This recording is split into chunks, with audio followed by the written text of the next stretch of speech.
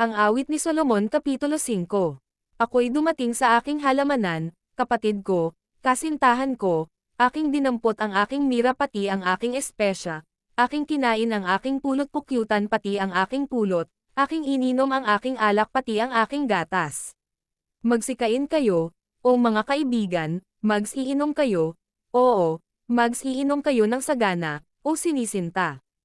Ako'y nakatulog, ngunit ang aking puso ay gising, ang tinig ng aking sinta ang siyang tumutuktok, na kanyang sinasabi, pagbuksan mo ako, kapatid ko, sinta ko, kalapati ko, sakdal ko, sapagkat ang aking ulo ay basa ng hamog, ang aking mga kulot na buhok ay ng mga patak ng gabi.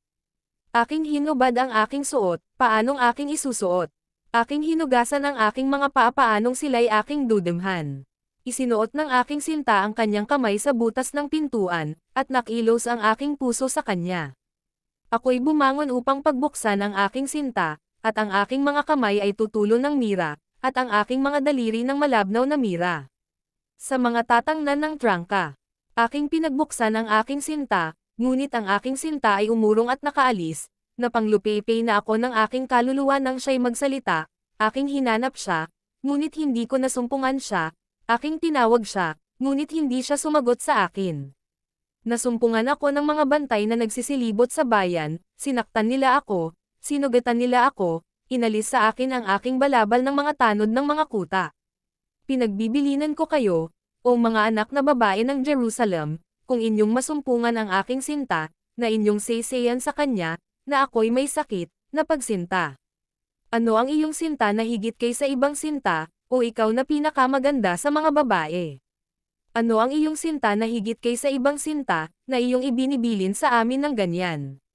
Ang aking sinisinta ay maputi at mapula-pula na pinakamainam sa 10,000. Ang kanyang ulo ay gaya ng pinakamainam na ginto, ang kanyang kulot na buhok ay malago at maitim na gaya ng uwak.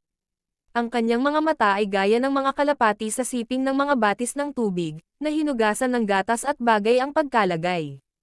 Ang kanyang mga pisngi ay gaya ng pitik ng mga espesya, gaya ng mga banten ng mga mainam na gulay, ang kanyang mga labi ay gaya ng mga lila na tumutulo ng malabnaw na mira.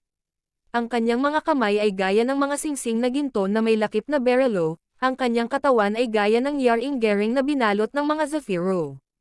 Ang kanyang mga hita ay gaya ng halijing marmol, na nalalapag sa mga tungtungan na dalisay na ginto, ang kanyang anyo ay gaya ng libano na marilag na gaya ng mga sidro. Ang kanyang bibig ay pinakamatamis, oo, siya'y totoong kaibig-ibig. Ito'y aking sinta at ito'y aking kaibigan, o mga anak na babae ng Jerusalem.